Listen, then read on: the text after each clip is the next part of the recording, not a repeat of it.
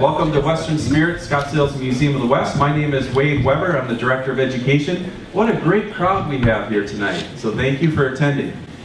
We'd like to honor our wonderful Mayor of Scottsdale, David Ortega, is here. So if we could give a round of applause to our Mayor right here. And we have many of our Board of Trustees in the audience, so thank you for supporting and attending the program tonight. This program tonight is our first ever program presented primarily in Spanish, along with segments of the program given in English translation. So we're really excited about that. With respect, openness, curiosity, and discovery. Special thanks goes out to Scottsdale Sister Cities. Can we all give a round of applause to Scottsdale Sister Cities? We would like to acknowledge and show our appreciation for Scottsdale Sister Cities for their commitment and dedication to growing and cultivating relationships around the world that are unifying people. So thank you for that. Here at Western Spirit, we've had the privilege and opportunity of touring several of Scottsdale Sister Cities partners on many occasions during the last 8 years. Students from Alamos, Mexico, students from Marrakesh, Morocco. All the inspirational tours and interactions with the Scottsdale Sister City students has been magical and very impactful for all involved. And I've been a part of all those tours, and it's just such a meaningful relationship and great building experience for all. Welcome. We would like to welcome Renee Bermudez, who will share stories about the partnerships and friendships formed here, and introduce our guest historian for tonight's presentation. Thank you.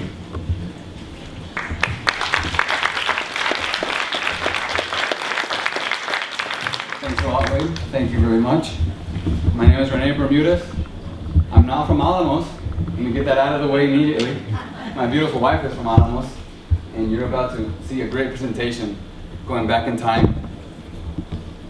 For those of you that were not here a few minutes early, make sure you're in the right room, okay? Tonight we're presenting on Alamos, Sonora, and its impact in the southwestern United States. Tonight's presentation format is a assisted translation. I'm talking in English, he will be presenting in Spanish. We have 2 rounds of questions tonight. So you're more than welcome to make those questions, to ask them in English or ask them in Spanish, and they will be translated either way, okay? It will not be a Q&A session as we're all used to. It will be a round of questions where we get your questions in, and then at the end, he's going to answer them all, okay? Okay, Scottsdale Sister Cities. Scottsdale has 8 sister cities around the world. There's a table outside with 2 ladies that you're more than welcome to go and talk to them if you want to become a member. Tonight's presentation is courtesy of the Alamos Committee. I'm on the Alamos Committee, my wife's on the Alamos Committee, and there's a lot of people. Can you raise your hand if you're on the Alamos Committee, please? Talk to us if you would like more information, or if you want to be a volunteer with any other sister city around the world. I'm going to play a quick video. It's only 30 seconds, so you can get familiar with Scottsdale Sister Cities and all the cities around the world that we work in.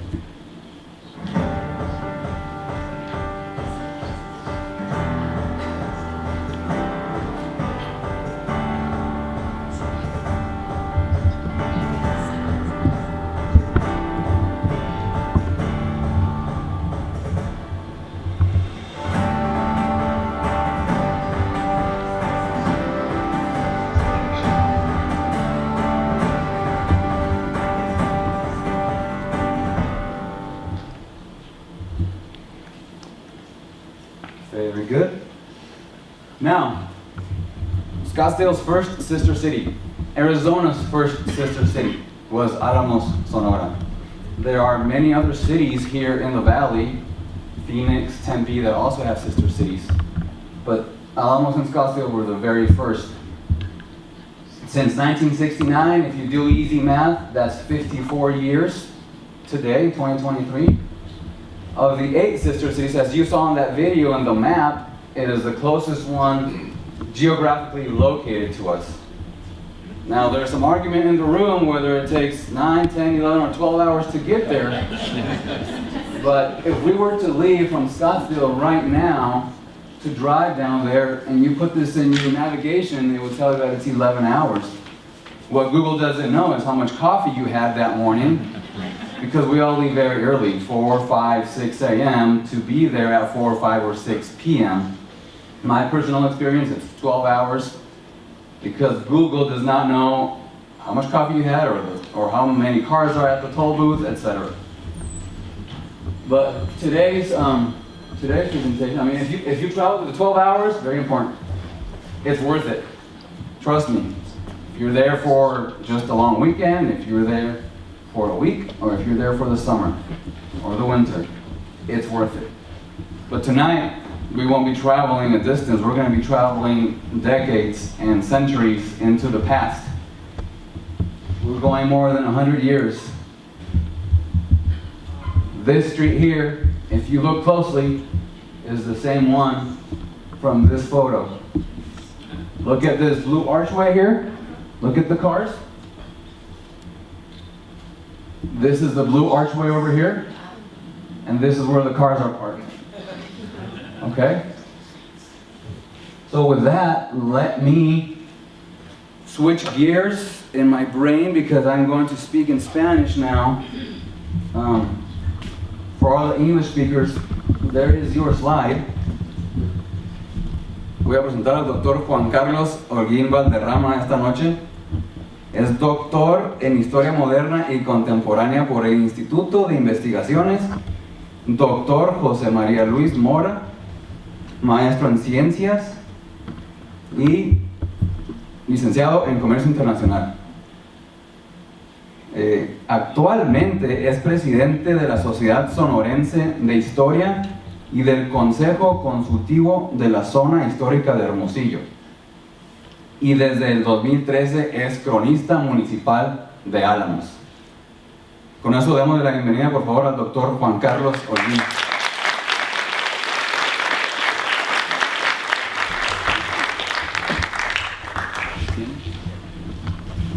Sí,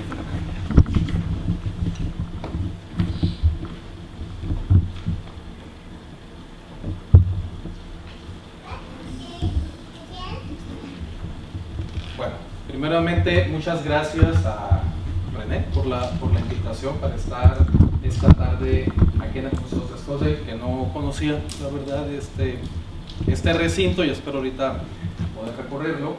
Muchas gracias a todos ustedes por estar aquí presentes también en esta ocasión para hablar un poco sobre la historia de Álamos, ¿no? Esta ciudad hermana con Escocia desde hace 54 años, desde 1969, y la idea es platicar un poco sobre la relación que ha tenido Álamos, quizá más que la influencia o el impacto, más bien la relación que ha tenido Álamos con el sur de Estados Unidos, principalmente Arizona y California a lo largo del tiempo.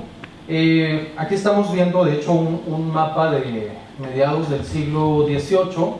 Aquí es un mapa holandés, si no estoy equivocado, y aquí podemos ver Álamos, que en ese tiempo era el Real de Minas de Álamos, o el Real de los Frailes, y aquí estaría la zona donde actualmente está Tucson, Phoenix, el río Gila, aquí abajo Tucson, San Javier del Bac, etcétera, ¿no? Y los nombres que por entonces tenía el noroeste de la Nueva España, la provincia de Sonora, la provincia de Ostimuri, entre los ríos Yaqui y Mayo, y finalmente hacia el sur la provincia de Sinaloa. La fundación de Álamos no hay un documento oficial donde nosotros podamos decir que se fundó en determinada fecha. No obstante, el primer registro de los archivos municipales, o en este caso parroquiales, es del 12 de mayo de 1685. Y aquí podemos ver que dice el libro de bautismos que se hace en el presente año de 1685, desde 12 de mayo, en esta jurisdicción, en esta jurisdicción de la Concepción, de la Concepción de los Álamos y su comarca.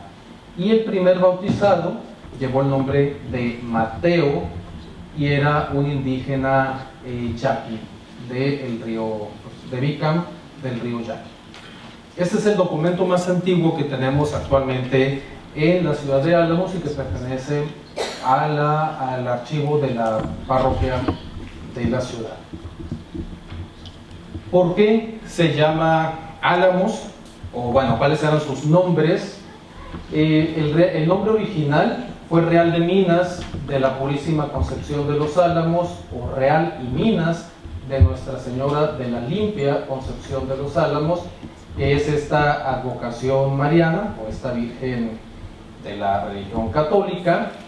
Y el nombre de Álamos proviene por la gran cantidad de árboles de álamos que había, ya no hay tantos, que había en los arroyos o en los riachuelos que cruzan la ciudad. Y también era conocido como Real de los Frailes por estas peñascos de piedra, de roca en las montañas de Álamos, que vistos desde alguna parte, aunque yo nunca les he agarrado esa forma, tienen la silueta de un fraile o de un monje. Entonces era conocida como la Sierra de los Frailes, y por lo tanto la localidad o el Real de Minas que se fundó a sus pies también recibió el nombre de los frailes, como se le conoció durante todo el siglo XVIII. Después solamente se le conoció como Real de los Álamos, posteriormente como Ciudad Concepción de Álamos, nuevamente por la Virgen, y actualmente se le conoce, o el nombre oficial es únicamente Álamos. Cuando se fundó, quisieron cambiar a Álamos del lugar donde se encontraba ubicado. El capitán Domingo Terán de los Ríos quiso moverlo hacia las cercanías del río Mayo, donde había mucha más agua, podían sembrar mayores alimentos, y para ello Domingo Terán, cuyo escudo de armas es este que podemos ver aquí, fundó el Real de Guadalupe y Santo Tomás de Paredes, muy cerca de Álamos, aproximadamente a unos 20 kilómetros hacia el norte, o unas 12-13 millas hacia el norte de Álamos, pero la gente no quiso trasladarse para allá. Por lo tanto, Álamos siguió estando en el mismo sitio, y este Real de Guadalupe, a la vuelta de quizá 10 años, 15 años, desapareció. Entre las razones que daba Terán de los Ríos para hacer el cambio era que Álamos no tenía agua todo el año. De hecho, aquí podemos ver el arroyo seco, que cada año se secan, y es un problema constante el agua en la ciudad. Y además había una orden real, o una real ordenanza, que prohibía la construcción de los pueblos sobre las minas, por lo que ocasionaba accidentes, derrumbes, principalmente de iglesias o de edificios civiles, que eran los edificios más grandes y más pesados, pero también problemas obviamente con las casas habitaciones, y sobre todo pues con los accidentes que se generaban.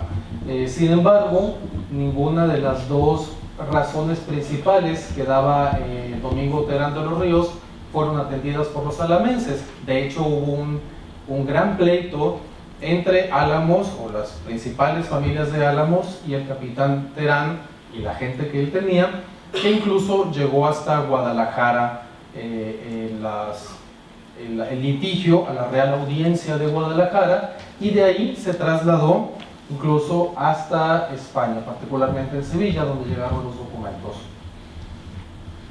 Las principales familias que llegaron a Álamos a finales del siglo XVII, 1680, 1690, incluso el año de 1700, son estas que se enlistan aquí. No estaban los Urrea o los Almada, los Palomares, que son como los más famosos o los más conocidos, sino que van a ser la familia Valenzuela, Campoy, Esquer, Pereira y Lobo. Esta familia desapareció.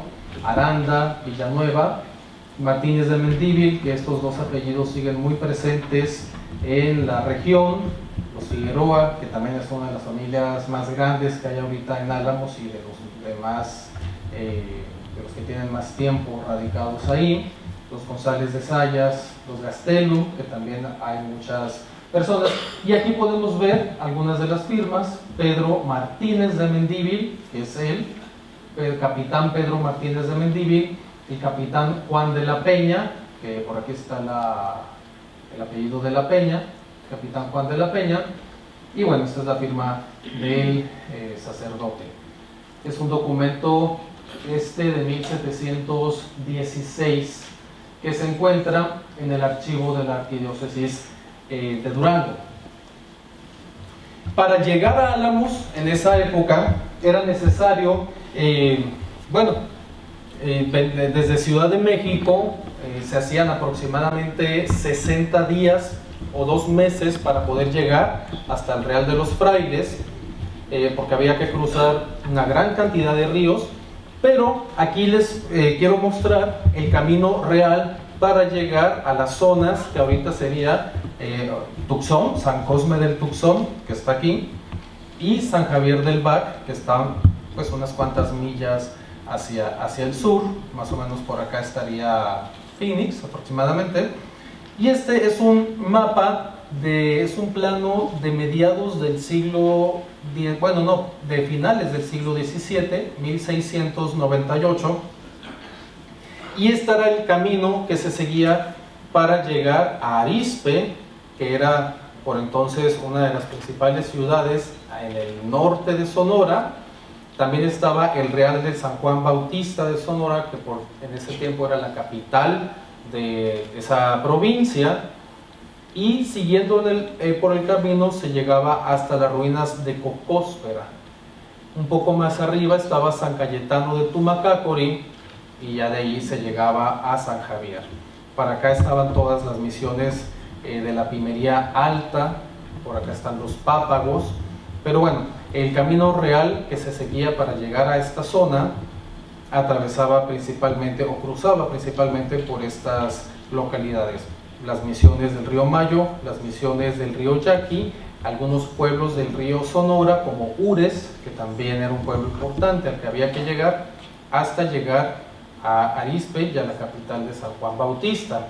Este fue también el camino que siguió el padre Eusebio Quino. De hecho, este es un plano de Francisco Chino o Quino, que era, en su apellido italiano. Aquí todavía no está hispanizado, ¿no?, como lo conocemos nosotros como Quino, sino que aquí todavía es Chini.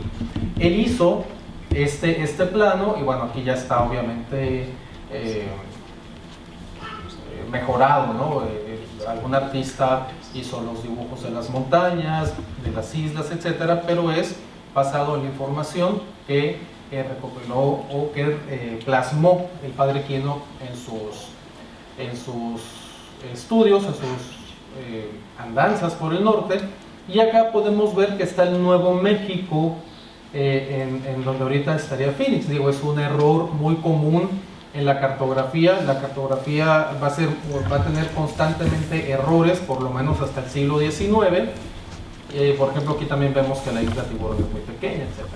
Y esta es una recreación de las recuas de mulas, de caballos que venían hacia el norte. No había caminos, no podían venir carretas, eran solamente veredas que recorrían, que se habían hecho principalmente de hecho por los indígenas, ¿no? Y después los españoles y los misioneros siguieron esas mismas rutas, pero tenían que ser, como se dice en español, con recuas de mulas, ¿no? O con unas manadas, quizás sería la palabra más correcta de decir este grupo de animales. Aquí ya voy a empezar a hablar de la relación precisamente entre Álamos y el sur de Estados Unidos, particularmente California, con la expedición de Juan Bautista de Anza Becerra y Nieto, que vivió pues todo únicamente en el siglo XVIII, murió muy joven, de hecho de 52 años, Y aquí podemos ver un retrato de él que se hizo en vida en Ciudad de México en 1774, si mal no recuerdo, cuando él estuvo allá en la capital del virreinato, precisamente tratando de conseguir el permiso o la autorización del virrey de la Nueva España para poder buscar un camino que uniera Sonora y Arizona con el sur de California.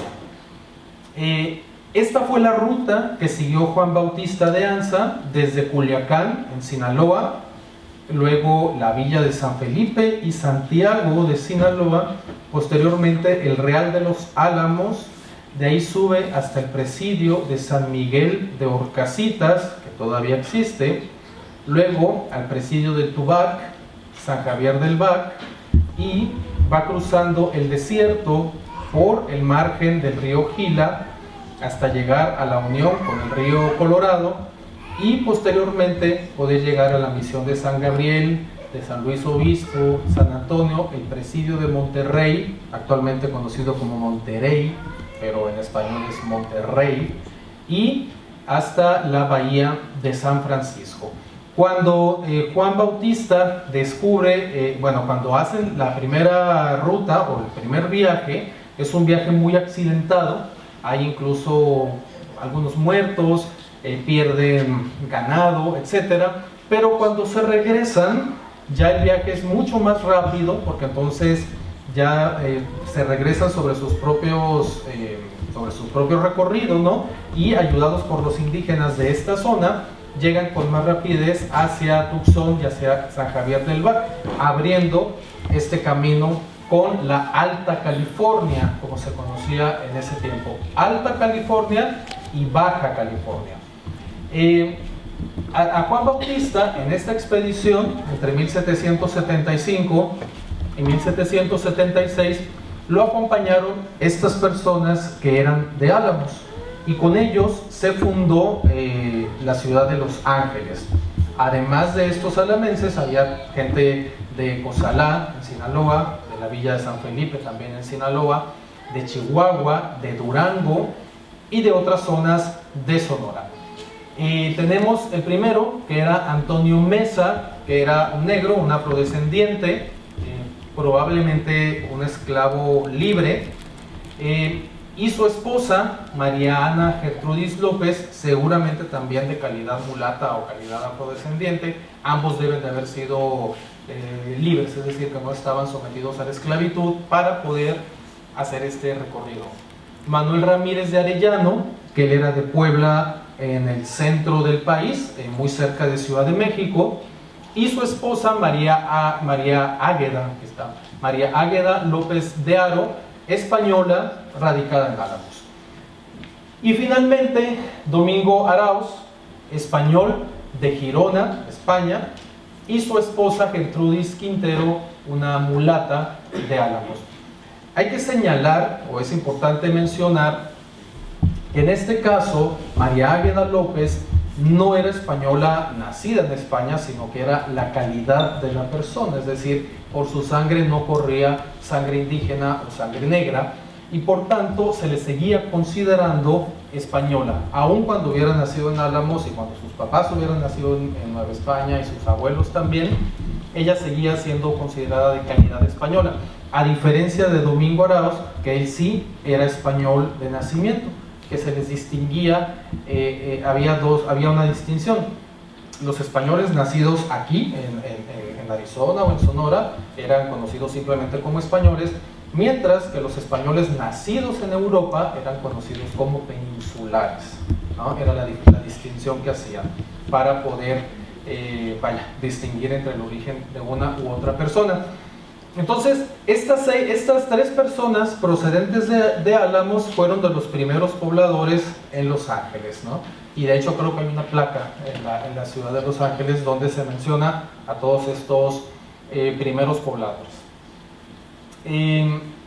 Posteriormente viene la pérdida del territorio de todo lo que va a ser el norte de Nueva España y el norte de México, luego de la independencia en 1821. Primero la segregación del territorio de Texas, que en español se escribía con J, y posteriormente la segregación o la pérdida de la Alta California y del Nuevo México, con el Tratado de Guadalupe Hidalgo en 1848, después de la guerra entre ambos países.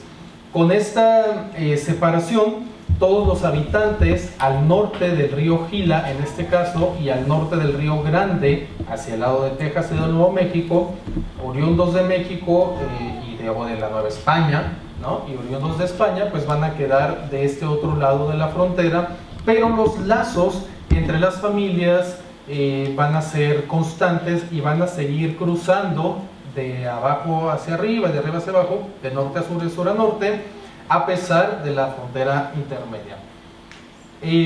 Cuando ya se separa la Alta California de México, se viene lo que se va a conocer como la fiebre del oro de California, hacia 1849-1850. Cuando ocurre esta fiebre del oro, un montón de mexicanos van a cruzar nuevamente la frontera y van a llegar, muchos de ellos con sus antiguos, con sus familiares que quedaron del lado norte de la frontera, buscando las riquezas. Entre ellos va a haber todas estas personas que van a viajar desde Álamos hasta la Alta California buscando el codiciado oro. Arcadio Piñuelas va a ser famoso porque él va a ser el único alamense que va a estar llevando y trayendo gente desde Álamos hasta California, ¿no? Bueno, pues digamos, como ahorita hay gente que también lo hace, aunque no de manera legal, pero sería como un pollero del siglo XIX. Pero bueno, él los va a estar cruzando hacia California, y todas estas personas, Manuel Palacio, Vicente Retes, Lauro Quirós y los hermanos Crispín, Porfirio y Flavio de Santiago Palomares, van a ir hacia California buscando el oro, y nadie de ellos lo va a encontrar. De hecho, los documentos nos dicen que se fueron incluso con criados o con sirvientes, y se fueron con caballos, con vacas, para cruzar todo el desierto, por Caborca, por el desierto de Altar, por el río Colorado, y van a ir perdiendo ahí a manos de los indios y también por el clima agreste, van a ir perdiendo sirvientes, van a ir perdiendo vacas, van a ir perdiendo caballos, y ya casi llegando a California van a ser atacados por un grupo de indígenas y de bandoleros, que finalmente les van a quitar absolutamente todo, incluyendo San Diego, que pertenecía a don Ignacio Palomares, alamense que había quedado del otro lado de la frontera, pero que él tenía propiedades allá, y él recibe a todos estos conocidos de él, incluso estos pues eran sus primos, los recibe en su rancho, les da comida, los hospeda un tiempo. Cuando ya no encuentran oro ni nada, pues todos se regresan, dicen las fuentes, más pobres de lo que se fueron, incluso al norte. Nomás aquí hay que apuntar, me gustaría señalar que el apellido es de Santiago Palomares, por la orden de Santiago Caballero que entregaba el rey de España. Ellos eran descendientes de un caballero de la orden de Santiago, y por eso anteponían a su apellido Palomares la S de Santiago. Y aquí va a ser este personaje muy famoso, quizá el personaje más famoso de California a mediados del siglo XIX, Joaquín Murrieta, que va a ser conocido como el Patrio en ese tiempo, y que va a dar pie o va a dar origen a la leyenda del zorro, que lo van a llevar al cine. Hay dos lugares que se discuten el nacimiento del zorro, que es Álamos y Trincheras, en el norte de Sonora, cerca de Caborca, de Quitiquito de Altar. Es un pueblo muy pequeño, pero que también señalan que nació ahí. Su esposa va a ser María del Carmen Félix, María Félix de Álamos, que según los documentos va a ser una mujer pues muy bonita, muy bella, y que precisamente un sheriff de California va a intentar violarla. Entonces, cuando está intentando abusar de María Félix, en este caso, el esposo, Joaquín, los encuentra, asesina al sheriff, y entonces se vuelve un bandolero perseguido por la justicia. y por lo tanto pues va a estar vengando, ¿no?, a estas familias mexicanas o hispanas que van a estar radicadas en California. Va a estar robándole el oro a algunas personas para entregárselo a los pobres, un poco como la historia de Robin Hood. No hay documentos realmente que nos digan si esto ocurrió tal cual, pero bueno, se pidió, se ofreció mucho dinero por su cabeza, de hecho, en el siglo XIX. Y aquí tenemos el registro de bautismo de un Joaquín Murrieta que nació en Álamos en 1810. En esta parroquia de Álamos, en 8 de febrero de 1810, el presbítero don José Rosas bautizó solemnemente, puso los santos óleos y crisma, a José Joaquín Albino de Jesús, español. Nuevamente, no era español nacido en España, sino que no tenía sangre indígena en sus venas, supuestamente. Hijo legítimo de José Manuel Murrieta y de María Luisa Muñoz, vecinos de esta jurisdicción. Pero, bueno, es un Joaquín Murrieta, los años coinciden, porque entonces tendría 39 años cuando inició la fiebre del oro, una edad muy propicia para que hubiera tratado de buscar fortuna, pero pues no hay una certeza de que pues, realmente sea el Joaquín Murrieta famoso de California, aunque algunos historiadores sí atribuyen a que la figura de Murrieta va a ser de Álamos. Y luego, en el siglo XX, Pablo Neruda va a escribir una historia que va a decir que el zorro era de Chile, pero realmente pues no, es una historia totalmente ficticia. Realmente el patrio va a ser oriundo de Sonora, quizá de Álamos, quizá de Trincheras, hay quien dice que de Arizpe, pero sí definitivamente de Chile no. Y bueno, se va a estar pidiendo dinero por su cabeza. De hecho, se va a decir que en un enfrentamiento que hubo, lograron capturar a Joaquín Murrieta, le cortan la cabeza, la ponen en un frasco con brandy o con coñac y la van a conservar. Una mujer que se dijo ser hermana de Joaquín Murrieta dijo que no era su cabeza, que realmente no, y entonces pues se creó esta leyenda de que el patrio pues había sobrevivido y que de repente la gente lo veía asaltando los convoyes o asaltando las recuas de mulas cargadas de oro o de plata que cruzaban por California, pero bueno, nunca se pudo comprobar, y la cabeza en el frasco se perdió en 1906 en el terremoto y posterior incendio que hubo en San Francisco. Y bueno, aquí podemos ver que se empezaron a escribir historias de Joaquín Murrieta. De hecho, un autor alamense, Brígido Caro, un dramaturgo alamense que vivió hacia 1910, también escribió una historia de Joaquín Murrieta, asegurando que era de Álamos, ¿no? Entonces, quizá va a ser digamos, el alamense más famoso en California en el siglo XIX y quizá de toda la historia, ¿no?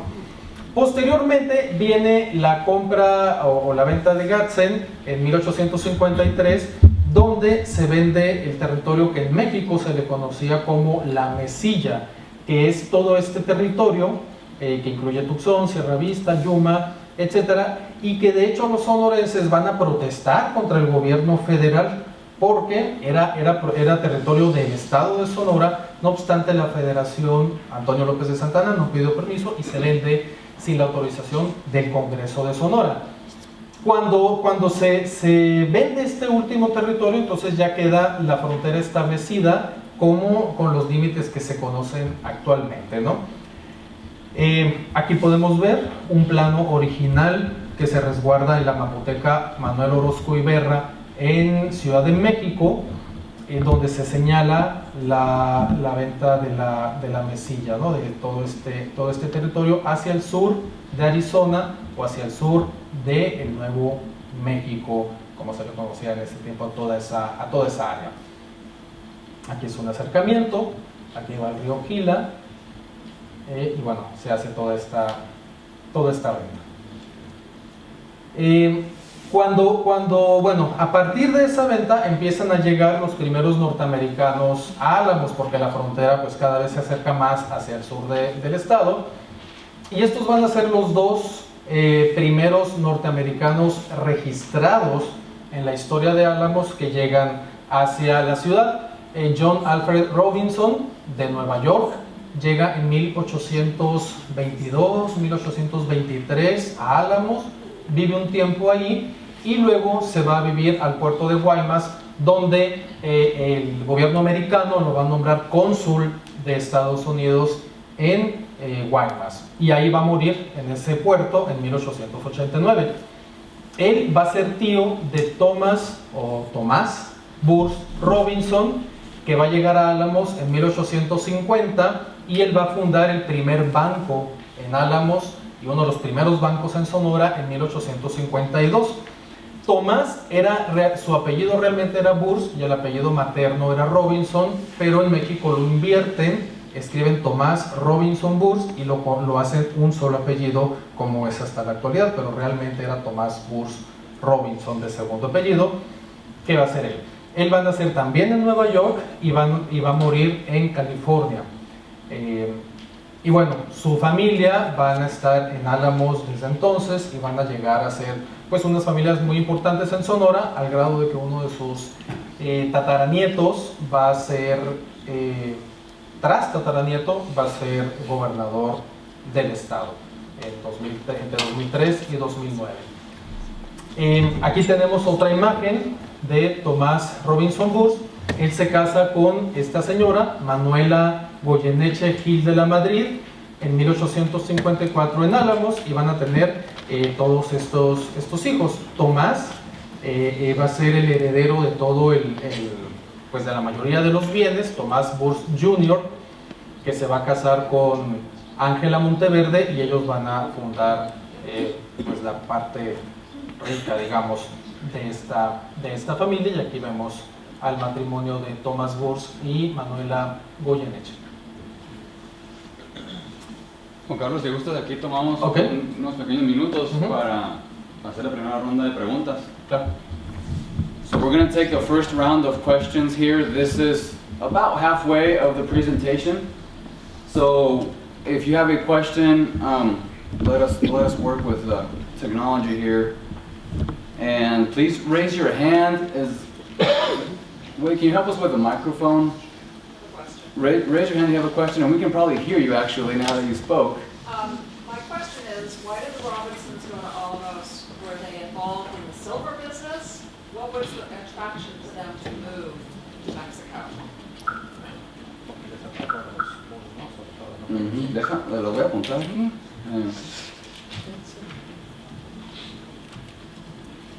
Lo que voy a hacer, voy a apuntar las preguntas y al final él las va a contestar. So your question is, why were the Robinson board attracted to Álamos? Okay, to Álamos. Okay. There had to be a reason. Okay. Who else? Next question. Go ahead, sir. What was the connection between El Fuerte and Álamos? Okay.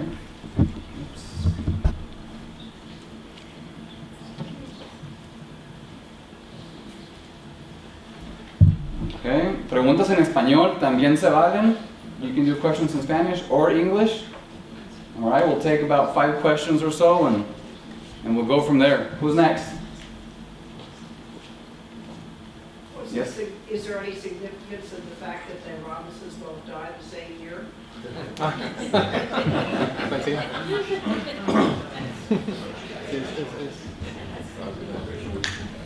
Good catch. I did not. ¿Con eso está bien o? Yo tengo una pregunta. Sí. ¿Es cierto que existen túneles? Yo tengo una pregunta. ¿Sí? ¿Qué influencia tuvo la iglesia o los sacerdotes en la fundación de Álamos y en el control de los residentes, los indígenas, por así llamarlo?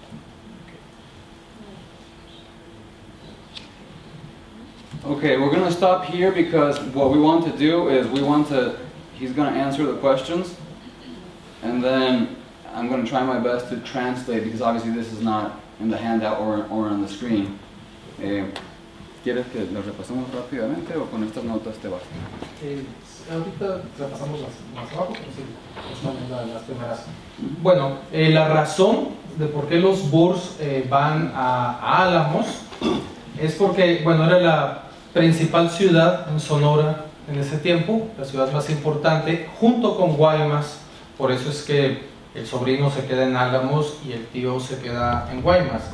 También en esos años empieza a haber muchos, no turistas, sino viajeros de Inglaterra y de Francia que recorren Sonora promoviendo sobre todo que vengan a invertir en Sonora por las minas, por el oro, la plata y el cobre principalmente, ¿no?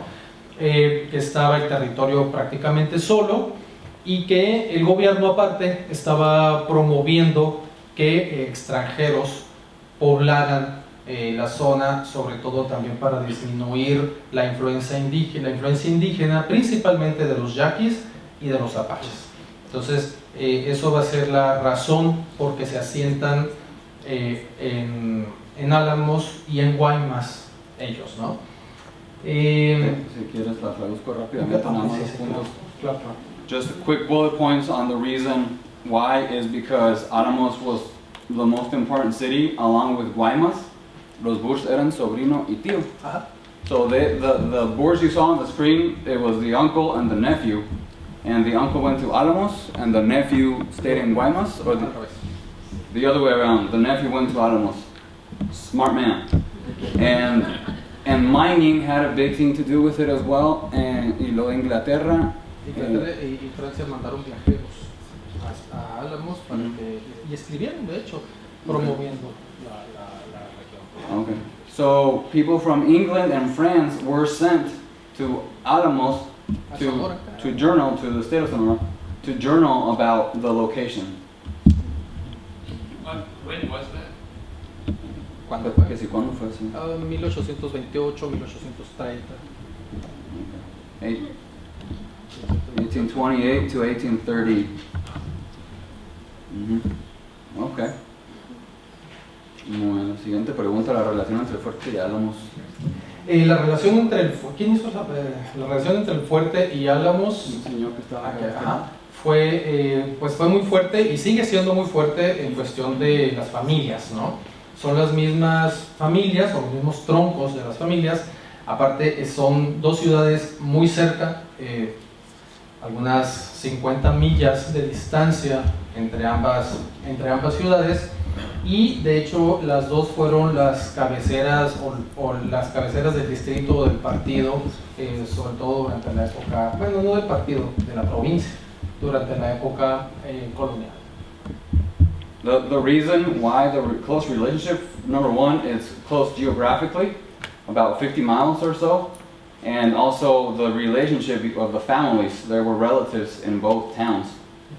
And something else, le puedo agregar, el río Cuchuhaqui, que está en Álamos, Sí, desemboca en el río Fuerte. en el fuerte. Ujú. The río Cuchuhaqui is the largest river in Álamos, goes downstream into where El Fuerte is. And as we all know, rivers were a main avenue. Muy bien. Ok, la muerte del mismo... Pues es una coincidencia.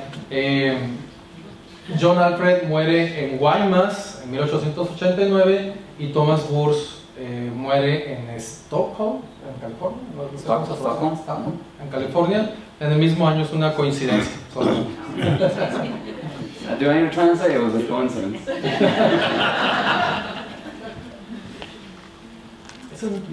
Latter-day Saints es la iglesia de Jesucristo de los últimos días. Que si esa religión se acercó a Álamos en la misma época. No, llegaron hacia, que yo sepa, hacia 1960, más o menos, 50, 60. Más o menos. Ajá. Los mormones, correcto. Sí, los españoles nacidos en Nueva España, o en Álamos, o aquí en el área de Tucson, de San Javier, eran conocidos como criollos. No obstante, en los documentos oficiales no se les mencionaba propiamente, ¿no?, como criollos, porque de repente podía ser hasta un poco despectiva la palabra.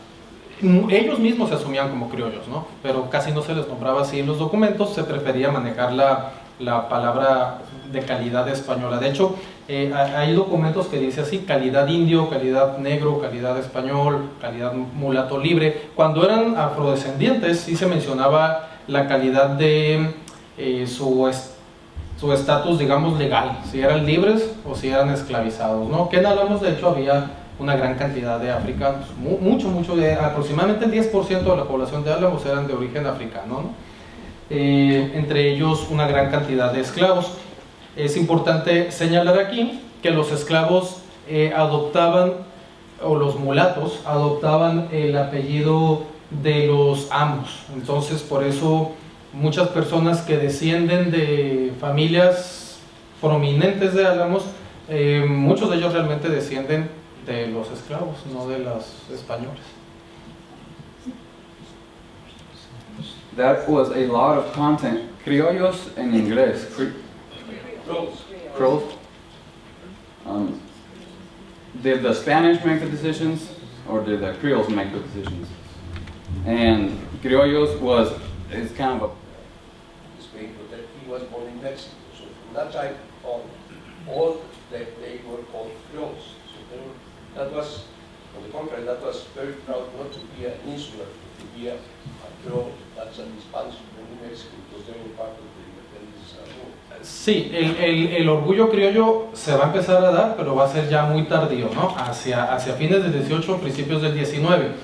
No obstante, va a ser un poco como la comunidad afrodescendiente, ¿no? Que al interior ellos sí se dicen las palabras, ¿no? Que no se pueden decir, pero ya de por fuera no se les puede mencionar así. Entonces ellos van a tener esa misma sensación. Ellos a sí mismos se van a asumir como criollos, sí, pero en los documentos y todo eso se les va a manejar la calidad española, no la palabra propiamente criollo. Cuando se empiezan a utilizar el término criollo en la documentación es precisamente cuando ya Napoleón invade España y todo, y que se empieza a generar con mucha más rapidez esta necesidad de independizarse, y entonces incluso se va a veces a usar de manera como despectiva, ¿no? Los criollos que quieren separarse, ¿no? Que quieren separarse de la corona española, pero el término oficial sí va a ser calidad de español, ¿no? Incluso los mestizos, los afrodescendientes sí van a utilizar la palabra criollo también hacia esos, y los peninsulares también, para que no accedan al poder. Por ejemplo, va a haber muy pocos obispos criollos, solamente va a haber un virrey criollo en Perú, que de hecho nació en Arizpe, Teodoro del Cura, pero va a ser un término que se va a limitar mucho su uso. Y en los documentos de Álamos y de Sonora yo nunca he encontrado una mención a los criollos, ¿no? Al menos en los documentos de acá, del norte. seems like it's difficult to identify exactly when the term criollo was coined, when it was used, when it was a derogatory term, when they felt pride in being. So just a lot of content, but thank you for the feedback. Okay, dos nombres de americanos y de Murrieta. La ciudad que se encuentra en el sur de California, si tiene alguna relación con el apellido del señor Murrieta, fue la pregunta de ahí. Y la familia, que si el apellido Bush todavía tiene en Álamos. Ah, sí, en Álamos todavía hay mucha familia Bush, y en todo Sonora. Y hay una ciudad Murrieta, California. Max, where is Murrieta, California? It's south of San Bernardino and north of Temecula. It's very close to Temecula. It's near Indio, and it's there's a little mountain area there at just to the south of Marietta. That's an unusual name, so that's the reason why I wondered if it just happened to come from the bandit. Pues desconocía que existía ese lugar, pero probablemente venga de ahí. No sé si del patrio, pero al menos sí de la familia Murrieta sentada, seguramente. It's an assumption that yes, there is a connection there, but there's no facts or documents to back it up. Una vez. Boers is still a family there in Navajo and in Alamos. Is it the same family? Is that a relationship? Que si es la misma familia todavía. Sí, es la misma. Ajá. Same. Mhm.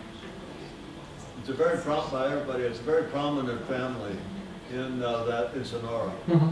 Sí, Very, very prominent. muy extensa de hecho. Ajá. Túneles, pues no. No hay. Entonces, ¿dónde salió la En todas las ciudades coloniales del país dicen que hay túneles, pero son cuando han encontrado, por ejemplo, en Guanajuato o en Guadalajara, han sido acequias por donde se conducía el agua, ¿no? Que era a cielo abierto. Eran unos canales revestidos de cantera y de piedra, pero a cielo abierto. Cuando entraron en desuso, bueno, más bien no cuando entraron en desuso, sino cuando ya llegó el siglo XX, les hicieron como bóveda, como una cubierta, para que por ahí se fuera el agua como drenaje pluvial. Y cuando ya entran en desuso, se abandonan, se cierran, y cuando se han encontrado que están haciendo calles nuevas o metiendo, piensan que son túneles, pero realmente la mayoría son acequias. I asked if it's true that tunnels exist in the main square of the town, because everybody hears about it, and that it was supposed to be from the prominent family home that led directly to the church, but he says it's not true. Ojalá hubiera, pero no. La última pregunta, la influencia de sacerdotes en indígenas. También, sí, y en Álamos no hubo muchos indígenas.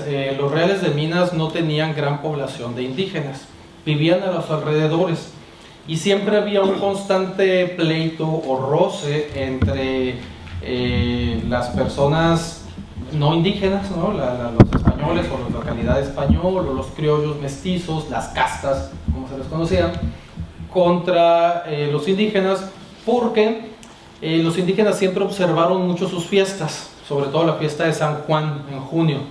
Entonces, cuando se llegaba el mes de junio, los indígenas abandonaban las minas y se iban cada quien a sus diferentes pueblos a celebrar a San Juanito en los ríos. Entonces, hubo muchas quejas de parte de los mineros para poder retener a los indígenas. Antes de eso, durante la época de las misiones de los jesuitas, ellos tenían a los indígenas, así se llamaba, reducciones, reducían a los indígenas. Había un montón de indígenas esparcidos y los reducían en un pueblo, ¿no? En el pueblo de misión, como San Javier, como Cocóspera, etc. Y los tenían trabajando ahí, trabajaban 5 días para la misión, si mal no recuerdo, ¿eh? Un día para ellos y un día era para Dios, el domingo.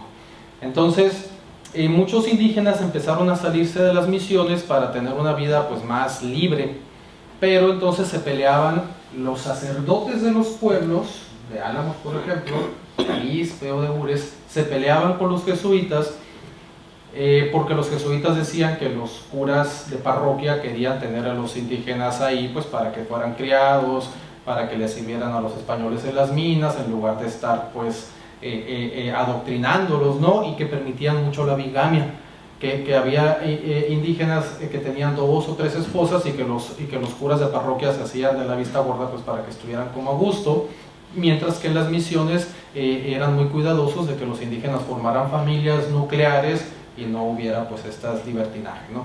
Y en los reales de Minas sí se daba, y mucho el alcohol.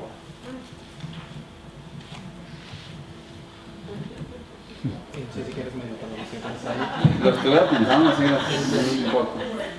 Muy bien. Por los minutos que tenemos, ya son las 7. Vamos a seguirle para quedarnos en el programa. Sí, voy a poner un poquito más en la siguiente Sí, segunda parte. en estas. Aquí empezamos con el señor Porfirio Díaz.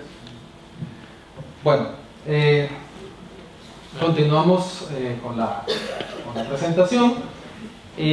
La relación entre Sonora y Arizona, particularmente, pero también California, se va a acentuar mucho durante el porfiriato, ¿no? O el régimen de Porfirio Díaz, entre principalmente 1884 y 1911, que va a ser la época ya verdadera del porfiriato, porque se va a estar promocionando o impulsando mucho la relación bilateral, es decir, la relación con Estados Unidos. Desde ahí van a empezar estas buenas relaciones que se van a tener con el país del norte, y sobre todo con la construcción del tren o del ferrocarril de Sonora, que se va a iniciar en 1880 en Guaymas y llega a Hermosillo en 1881. De Guaymas a Hermosillo en un año se construye esta vía férrea, y de ahí se construye hasta Nogales en 1882, que lo va a unir con Nogales, Arizona, y con el ferrocarril en Tucson. Y 15 años después se va a construir el ferrocarril de Guaymas a Navojoa y el ramal a Álamos, que ya va a unir por vía férrea o por el camino de hierro Álamos con Tucson. Y eso va a facilitar mucho las relaciones con Arizona. De hecho, muchos alameses se van a ir a vivir a Tucson, van a irse a vivir a Tucson y a Nogales, se van a sentar ahí, van a poner negocios, y muchos sobre todo van a ir a hacer compras, como ocurre hasta la fecha, a esta zona para vender los productos americanos hacia el sur de la entidad, ¿no? Y de aquí distribuirlas a la sierra de Chihuahua y al norte de Sinaloa, entre ellos el Fuerte en Sinaloa. Entonces esto va a ser, la construcción del ferrocarril va a hacer que se cohesione toda la zona. Entonces lo que antes llevaba semanas en recorrer desde el sur de Sonora hasta el sur de Arizona, y que aparte era muy peligroso por los yaquis aquí, por los seris en esta parte, e incluso por los apaches en esta zona del norte, pues ya con el camino de fierro pues va a ser mucho más fácil, y van a tardar, que será un par de días más o menos, en llegar hasta Tucson. De hecho hay una que se me olvidó, fíjate, haberla traído. Hay un óleo en Santana donde está un tren empujando a un apache, y lo está atropellando al apache en esta idea de la modernidad, ¿no? de matar al apache para que haya paz y civilización. Esta es la estación del tren en Álamos, que ya no existe, que se incendió. Y esta es la estación del tren en Hermosillo hacia 1905. Esta unión va a hacer, por ejemplo, que el periódico de Oasis de Nogales publique muy constantemente artículos sobre Sonora, sobre todo Sonora, Hermosillo, Caborca, Altar, Arizpe, pero muchos particularmente sobre Álamos. Sospecho que había incluso algún reportero o algún corresponsal en Álamos, porque va a ser constante las publicaciones de Álamos en Nogales, Arizona. Incluso pues van a publicar las fotografías, etcétera. Y todas estas publicaciones van a tener la finalidad de captar norteamericanos para que se vayan a vivir y a invertir en las minas de Álamos. De hecho, en uno de estos periódicos, de un ejemplar de Oasis, se publicita mucho unos terrenos que tienen mucho cobre, y dicen que incluso puede que tengan más que las minas de Cananea. Van a ir norteamericanos a explorar la zona, van a empezar a formar una compañía minera de piedras verdes, se va a llamar, pero la revolución va a impedir que se lleve a cabo esa negociación minera, y va a ser hasta 100 años después, casi 100 años después, en 2006, cuando finalmente se va a echar a andar el proyecto, que es una mina de cobre que se llama Cobre del Mayo en Álamos, y que va a tener su antecedente en las publicaciones, de hecho, que se van a hacer en el periódico del Oasis. Esta es una mina cerca de Álamos, en Minas Nuevas, 3 millas, yo creo, a lo mucho, ¿no? de Álamos. La mina se va a llamar La Zambona, y va a ser la principal mina que va a estar trabajando en principios del siglo XX. Esa es la mina de la Quintera, o la hacienda de la Quintera en la aduana. Todavía existe esta chimenea, y todavía existe parte de los diques de donde se sostenía toda la estructura de la mina. Ya esto ya desafortunadamente desapareció, pero el pitón principal o la chimenea principal todavía va a existir. Es una fotografía aproximadamente de 1895, 1900, y también va a ser en la aduana hacia 1895, 1900. Todas estas negociaciones mineras van a ser con capital extranjero, capital estadounidense y capital inglés principalmente, del Banco Egipcio de Londres. Juan Carlos, déjame nada más en inglés rápidamente decir lo que son las tres fotos, como no tenemos texto aquí. I'm just going to tell you real quick what the three photos are. This is Minas Nuevas, which is about 3 miles outside of the town square in Álamos. This here is known as La Aduana. The mine name is La Quintera, and the smokestack is still there today. And this is also La Aduana, and these photos are from about 1900. And a lot of money came from England Y Estados Unidos, and the U.S. del Banco Egipcio de Londres. Banco Egipcio de Londres. De Londres. Ajá, The sí, Egyptian Bank of London. Sí. Kind of like us, like we're from here and from there. And that's it. También la relación que va a haber muy fuerte entre Sonora y no Arizona, particularmente California, va a ser la educación. Van a hacer muchos intentos en Sonora. Este va a ser el principal, el Colegio de Sonora, que va a ser el plantel educativo más importante del estado, para que los ricos, digamos, se queden a estudiar en Sonora y no salgan a Europa, a México o a California, pero no lo van a lograr realmente. O sea, van a ser pocos los de las familias principales que se van a quedar en Sonora. La mayoría van a salir principalmente a California, ¿no? Bueno, esta es una foto la puse aquí, de 1882, y todavía está igual lo que decías ahorita, ¿no? Todavía se mantiene exactamente igual. De hecho, este es de un libro editado aquí en Estados Unidos, no recuerdo, Travels in Mexico o algo así se llama el libro, y es de 1882, y bueno, está esa. Entonces, la gente de Álamos va a ir a California a completar sus estudios entre 1870 y 1910. De hecho, ellos dos en estas fotografías se encuentran estudiando en California. Leopoldo Perrón Ortiz, nieto de un doctor francés, Pierre Perrón, que llegó ahí a Álamos en 1840 más o menos, y María Burs Goyeneche, que va a ser hija de este primer Thomas Burs. Ambos van a estar estudiando en California. Ellas también están estudiando en Los Ángeles. Aquí podemos ver en 1891 las hermanas Güereña Rosas en el colegio de Pico Heights en Los Ángeles, y de hecho ellas tres son ellas mismas, ¿no? Ella es la única que se va a casar. Ellas se van a convertir en monjas, y ella pues precisamente es la mamá de María Félix, que es ella, ¿no? Y van a estudiar pues ahí. Y bueno, ahorita vamos a ver un poco más en los textos que traigo, ¿no? De la importancia y de esta convivencia que va a haber con las escuelas en Santa Clara, en San Francisco y en Los Ángeles, principalmente en las ciudades de California. Y van a llegar ahí no por tren, sino por barco, desde Acapulco o desde Guaymas hasta el puerto de San Francisco, no por tren.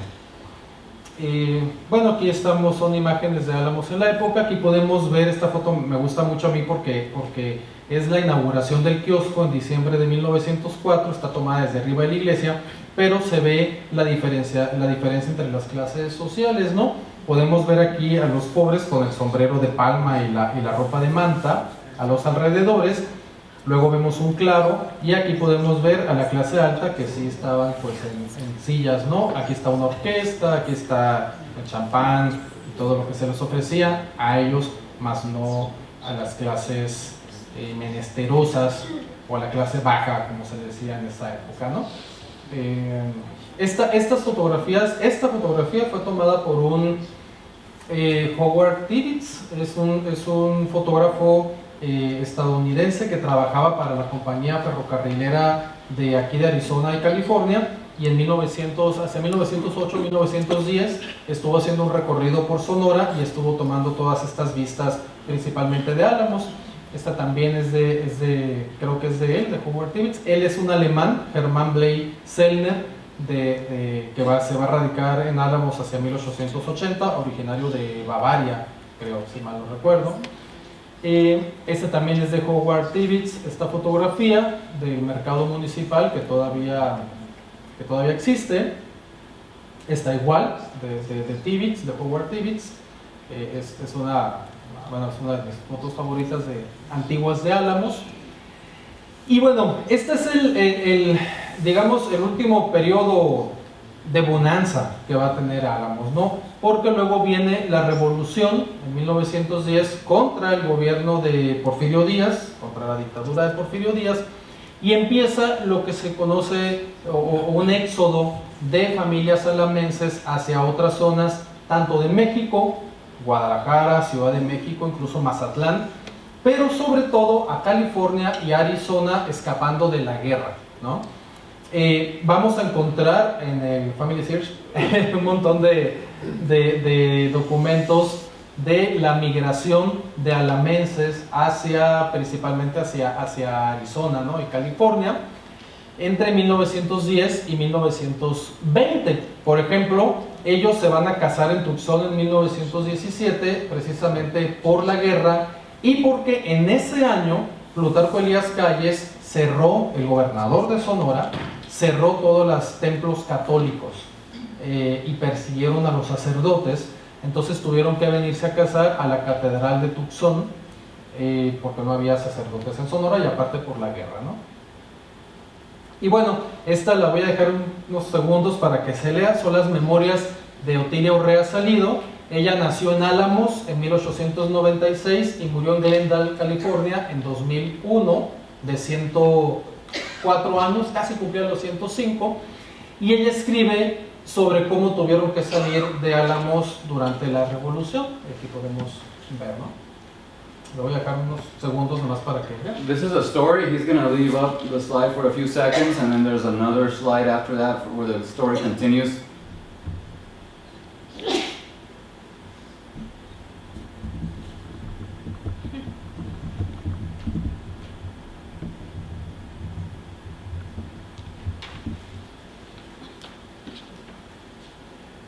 Era muy humillante, si les quieres comentar, para él, porque él pertenecía a las familias más ricas de Álamos de siempre, ¿no? De las más ricas, los Urrea Perrón.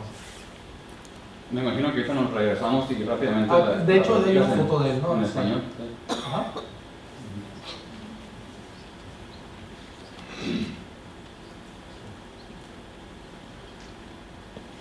Entonces, el 20. Su hermano Miguel, ella dice que era muy humillante para ellos tener que trabajar en las latas o aquí en Estados Unidos porque pertenecían a las familias más ricas de Sonora, ¿no? Las más ricas de Álamos y de Sonora. Tenían muchas empresas, tenían mucho ganado, que Francisco Villa de hecho les quitó la mayoría del ganado que tenían en Álamos. Tenían una fábrica de aguardiente, ¿no? De mezcal, la más grande de todo Sonora de hecho. Entonces cuando se quedan sin dinero durante la guerra, tener que ir a trabajar a Estados Unidos pues era muy humillante, pero era más humillante quedarse en Álamos y ser pobre en Álamos. Entonces por eso es que se vino para acá. Posteriormente, cuando él ya consigue buenos trabajos y representa a unas compañías estadounidenses en México, por toda la costa del Pacífico, se instala finalmente, ya que hace una cantidad suficiente de dinero, se instala en Ciudad de México, funda otra empresa y ya se queda a vivir allá y manda nuevamente a sus hijos a estudiar. Repite la historia del padre, o sea, manda a estudiar a los hijos a Estados Unidos, pero se regresan a la Ciudad de México. O sea, estuvo viviendo aproximadamente unos 20 años en Estados Unidos y ya se regresa cuando él ya recupera el dinero. Y bueno, también otra de las memorias de ella es de la gente que se va a vivir a Álamos, ¿no? Para trabajar en las minas, americanos, ingleses, algunos franceses que se van a Álamos a vivir, a trabajar en las minas, y esta es otra de las memorias de Otilia Urrea, de la misma autora. Y bueno, pasa el periodo de la guerra, pasan los 30 años de que incluso el quiebre económico en 1929 en Estados Unidos, pues desde luego afectó mucho también a México y afectó mucho a Álamos, y es hasta 1950 que empiezan a llegar nuevamente los norteamericanos hacia la ciudad de Álamos. Este es uno de los primeros, no va a ser el primer gringo, como decimos en Álamos, que va a llegar, va a haber otros, pero él va a ser el que va a empezar a impulsar los bienes raíces sobre todo, y va a empezar a hacerle mucha publicidad a Álamos para que la gente empiece a radicar allá, y más de 120 familias americanas se van a asentar en Álamos solamente en los primeros 18 años que Mr. Alcorn o William Levan Alcorn va a empezar a publicitar a la ciudad, ¿no? A él se le va a deber pues este resurgimiento de Álamos en la segunda mitad del siglo XX. Se van a reconstruir las viejas casas, se va a empezar a dinamizar la economía, y posteriormente se va a firmar el hermanamiento con Scottsdale en 1969 y una serie de intercambios escolares entre estudiantes de Álamos y estudiantes de Estados Unidos, como el programa Manos a través de la frontera, que inició hacia fines de los 80s, 86, 87 más o menos. Estas son fotos de 1992 de los intercambios. Yo estuve en este intercambio, visité Huachuca y Sierra Vista en 1998 y 2000 más o menos. Y bueno, van a ser intercambios que van a estar fomentando mucho pues el hermanamiento, ¿no?, entre el sur de Arizona y entre Álamos. Todas estas fotos son de 1992, de estudiantes de Huachuca y Sierra Vista y estudiantes de Álamos en Álamos. Y finalmente, pues le traigo la imagen del testimonio de amistad para Scottsdale el 20 de diciembre del 69. Este es un cuadro que se encuentra en el ayuntamiento de Álamos como testimonio del hermanamiento entre estas dos ciudades. Y ahí termino. Muchas gracias.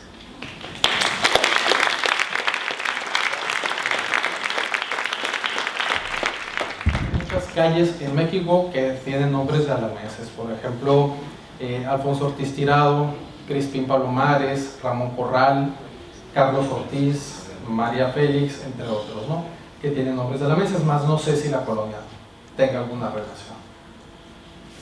¿Puedes poner la foto otra vez del kiosco de Álamos y explicar, si puedes, René, traducir sobre la inauguración del kiosco? Se me hizo muy interesante esa parte. Ok, si podemos ponerla. Por favor.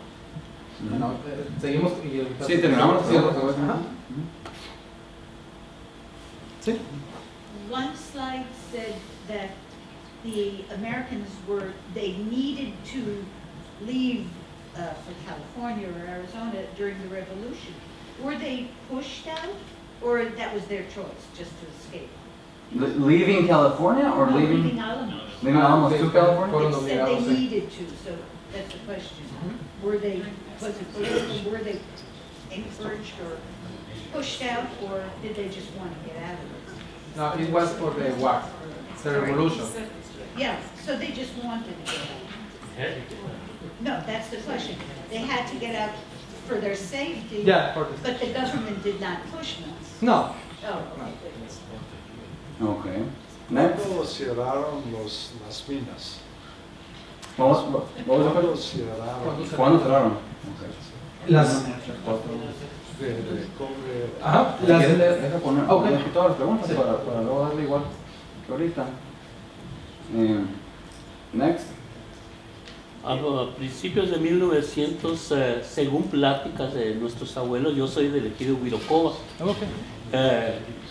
que llegó un americano de apellido Montgomery, Ajá, Montgomery, que sí. llegó solo y que después arrestó toda la familia para allá porque él no podía venir para Estados Unidos de nuevo, y tenía trabajando a todo el pueblo allí de un continuo.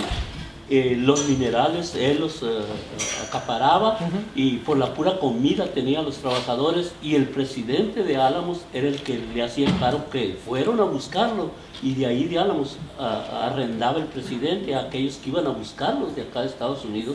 ¿Usted sabe qué presidente era ese entonces, a principios de 1900? Más o menos ahorita le digo, pero sí, ya he escuchado la idea. Creo que era Clayton Montgomery, creo el nombre. Clay Montgomery. Clay Montgomery. Clayito ya era el hijo. Los padres creo era Creven McCarthy y Anita McCarthy, y todo eso, que todavía en el Panteón de Huirocoba existen las Están las cruces de tumbas. ellos. Ahí están. Yo he ido a Huirocoba, pero no al Panteón. Pues un día que andamos por allá lo invito para ir a muchas el gracias, Panteón a ver y se decía que lo habían enterrado con mucho oro. Y ya en los años acá del 90, 98, por ahí, casi lo sacaron todo buscando ese oro. ¿Había otra pregunta aquí? What percent of the Alamos population left during the revolution, and how many came back after, and then how did the revolution affect Alamos during that time? Okay. Muy bien. One more question, just so we can stay on schedule here. ¿Sí? Era nativo de Álamos el doctor Ricky Sí, ahorita. Ajá. Alamos, the question and the answer was if Alamos and a lot of the people that came from Alamos, there's a lot of street names and community names throughout the country, and his answer that most probably yes, those names were given because of the influence of Alamos in the country. La inauguración del kiosco, ok, vamos a regresarnos. O si quieres, respondo y nos vamos a lo último de la inauguración para que ya... Muy bien. Ajá. Ok, la siguiente pregunta era que si había, que si los forzaban a irse de Álamos. Pues el gobierno no los forzaba, pero la guerra, la revolución sí, ¿no? Únicamente a los ricos, los que eran quienes les quitaron las propiedades, fue una revolución para restituirle las tierras a los pobres, ¿no? Porque los ricos o las familias principales les habían quitado las tierras a lo largo de los siglos.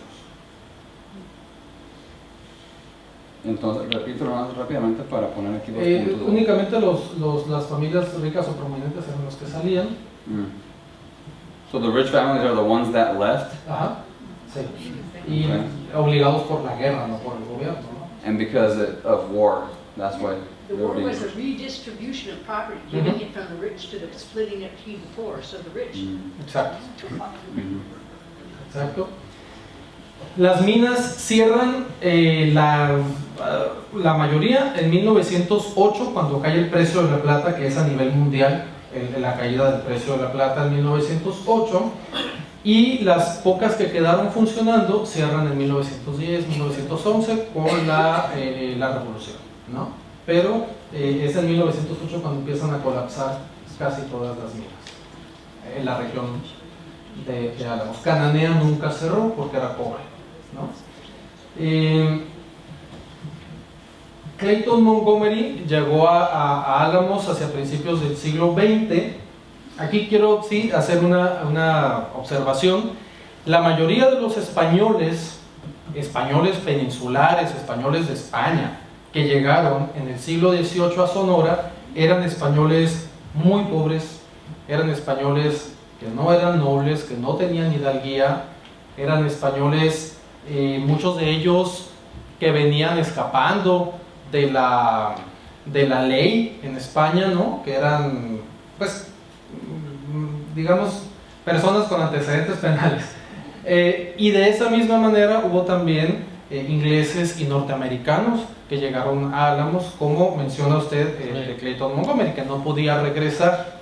Entonces también mucha de la migración hacia Sonora fue porque pues, no podían regresar y estaban huyendo, muchos de ellos, también de la justicia pues de sus países, ¿no?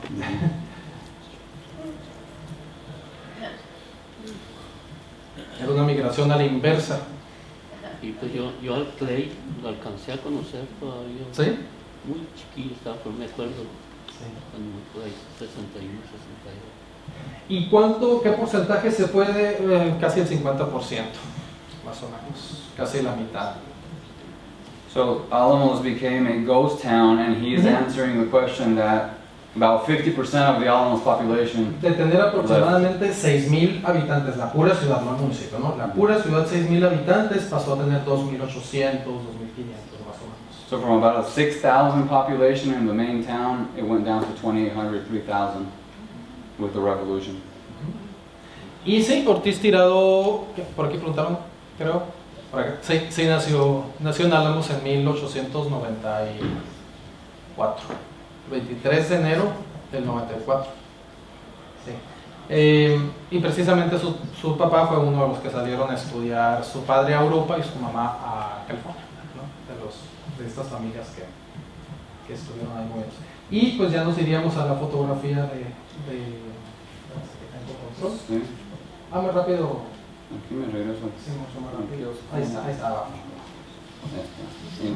Si quieres Y digo, hacerlo quería rápido. que Sí, tradujera. lo explico y si quieres nomás ampliarlo para que se vea más claro. So he's going to, we're going to do something a little different here to end the program. One of the questions was for him to elaborate on this photo here, and then I'm going to translate it into English. So, Sí, para explicar, bueno, es la inauguración de este kiosco que todavía existe. Aquí no se ve muy claro, pero aquí está los presidentes de Álamos, que precisamente está Ignacio Lorenzo, que era el presidente cuando llegó Montgomery, Ignacio Lorenzo Almada. Está una orquesta aquí arriba, entonces podemos ver que la clase alta, las familias Urrea, Perrón, Salazar, Almada, los Burs, los Gómez de Madrid, los Blay, todos ellos están sentados aquí, la clase alta y la clase media, los profesores, los doctores, los que trabajaban en el gobierno, ¿no? Aunque no eran de clase alta, pero bueno, están sentados. Y podemos ver cómo la gente pobre está en los alrededores, ni siquiera está cerca, sino que está a los alrededores. O sea, hay un campo libre, pero aquí está un campo libre para que no se puedan juntar. Es decir, las fiestas eran para el pueblo también en esa época. De hecho, mi tesis de maestría es de eso. Esta es una foto de la tesis. Era necesario que estuvieran juntos, pero no podían estar revueltos. Tenían que estar esta división, y era una manera de las élites de enseñarle a la gente su posición, ¿no? Cuando hacían desfiles en el Porfiriato, en el 16 de septiembre, el 5 de mayo, iban al frente las autoridades, luego iban las escuelas, luego iban los empleados de gobierno, por ejemplo, luego iban los carros alegóricos de los clubes sociales, que había dos en Álamos, Club Unión y Club Círculo Alamense, y al final desfilaba el pueblo, y era una representación de los estratos sociales también los que se hacían, ¿no? O sea, el pueblo podía desfilar atrás con cierto desorden, pero era una representación. Desde entonces había leyes secas, es decir, se prohibía la venta de alcohol, pero únicamente para los pobres, porque los pobres eran los que hacían los desastres. Los ricos sí podían tomar, pero a los pobres se les prohibía la venta de alcohol. Déjame traducir el taller. He's explaining the image. This image here is the kiosk, which is in front of the church. The main church in Álamos is the main town square, and this photo was taken from the top of the church. And this is the inauguration in 1904, and he's pointing out inside the kiosk you have the mayor, government is sitting up there. And then in the chairs up close, you have the high society of the town, all the families, you know, with money, with a reputation. The higher class is sitting, and then there's a space, very noticeable space, to where you see the lower class, the working class of town, and you can tell the difference in their clothing, of how they're separated on all sides. And then he explained about a parade. So this is, you know, this was a message from society to tell them the difference in classes. And then there was also parades to where it was organized by, you know, government in the front, high class, middle class, low class, and then the rest of town was in the very back of the parade to, again, tell them the message that this is the order of our society. ¿Qué me faltó, Carlos, de lo que explicaste? El alcohol. Alcohol. It was part of these celebrations, but only the higher class could drink alcohol, and it was prohibited for the lower class. Durante las fiestas únicamente. Only during those celebrations. Is that why there was the revolution? Maybe.